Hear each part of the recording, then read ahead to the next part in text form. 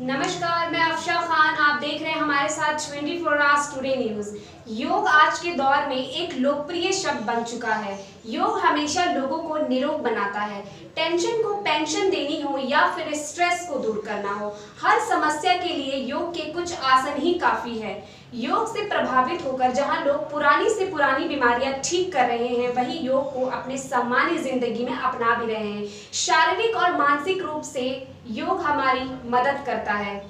आइए जानते हैं योग के बारे में। योग सही तरह से जीने का विज्ञान है और इसके लिए दैनिक जीवन में शामिल किया जाना चाहिए। ये हमारे जीवन से जुड़े भौतिक, मानसिक, भावनात्मक, आत्मिक और आध्यात्मिक आदि सभी पहलुओं पर काम करता है।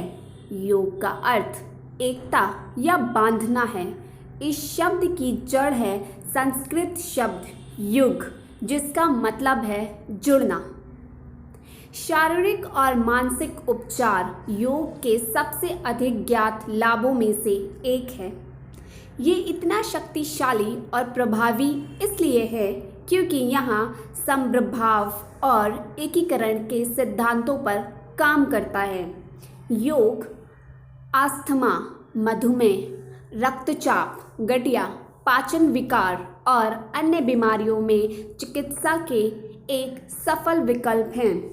खास तौर से जहां आधुनिक विज्ञान आज तक उपचार देने में सफल नहीं हुआ है, HIV पर योग के प्रभावों पर अनुसंधान वर्तमान में आशाजनक परिणामों के साथ चल रहा है।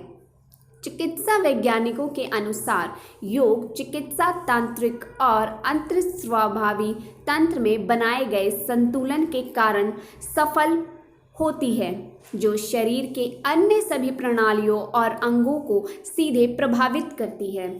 अधिकांश लोगों के लिए हालांकि योग केवल तनावपूर्ण समाज में स्वस्थ बनाए रखने का एक मुख्य साधन है। योग बुरी आदतों के प्रभावों को पलट देता है, जैसा कि सारे दिन कुर्सी पर बैठे रहना, मोबाइल फ़ोन ज़्यादातर इस्तेमाल करना, व्यायाम और करना, गलत खान पान रखना इत्यादि। इसके अलावा योग के कई आध्यात्मिक लाभ भी हैं। इसका विवरण करना आसान नहीं है क्योंकि ये आपको स्वयं योग अभ्यास करके हासिल और फिर महसूस करने पड़ेंगे।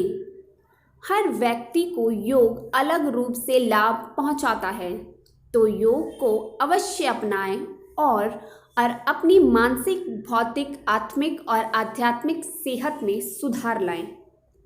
अगर आप कुछ सरल नियमों का पालन करें तो अवश्य योग आपको पूरा लाभ पहुंचाएगा। किसी गुरु के निर्देशन में योग अभ्यास शुरू करें। सूर्य उदय और सूर्य अस्त के वक्त योग का सही समय निर्धारित है। योग करने से पहले स्नान जरूर कर लें। योग करने से पहले सब बुरे ख्याल दिमाग से निकाल दें। किसी शांत वातावरण और सॉफ्ट जगह पे ही योग का अभ्यास करें।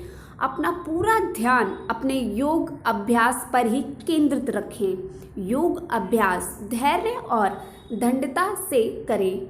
अपने शरीर के साथ ज़बरदस्ती बिल्कुल ना करें। धीरज रखें। योग के लाभ महसूस होने में वक्त लगता है। निरंतर योग अभ्यास जारी रखें। योग करने के 30 मिनट बाद तक कुछ भी ना खाएं। 1 घंटे तक ना नहाएं। प्राणायाम हमेशा आसान अभ्यास करने के बाद ही करें। अगर कोई मेडिकल तकलीफ़ हो तो पहले डॉक्टर से ज़रूर सलाह ले लें। अगर तकलीफ़ बढ़ने लगे या कोई नई तकलीफ़ हो जाए तो तुरंत योग अभ्यास रोक दें। योग अभ्यास के अंत में हमेशा श्वासासन करें। राजयोग, राज का अर्थ है शाही, और योग की इस शाखा का सबसे अधिक महत्वपूर्ण अंग है ध्यान। इस योग के 8 अंग हैं, जिस कारण से पतंजलि ने इसका नाम रखा था अष्टांग योग। इसे योग सूत्र में पतंजलि ने उल्लेखित किया है। ये 8 अंग इस प्रकार के हैं: यम, शपथ लेना, नियम, आचरण का नियम या आत्म अनुशासन, आसन या प्राणायाम, श्वास नियंत्रण, प्रत्याहार, इंद्रियों का नियंत्रण, धारण, एकाग्रता, ध्यान, मेडिटेशन और समाधि, परमानंद या अंतिम मुक्ति। राजयोग आत्मविवेक और ध्यान के लिए तैयार व्यक्तियों को आकर्षित करता है। आसन राज योग का सबसे प्रसिद्ध है और यहाँ तक कि अधिकतर लोगों के लिए योग का अर्थ ही आसन है। किंतु आसन एक योग आसन अभ्यास से कहीं ज़्यादा है। कर्म योग अगली शाखा कर्म योग या सेवा का मार्ग है और हम में से कोई भी इस मार्ग से बच नहीं सकता।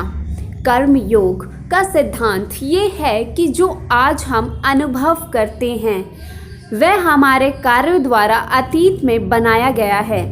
इस बारे में जागरूक होने से हम वर्तमान को अच्छा भविष्य बनाने का एक रास्ता बना सकते हैं जो हमें नकारात्मकता और स्वार्थ से बाध्य होने से मुक्त करता है। कर्म आत्मा आरोही कार्रवाई का मार्ग है।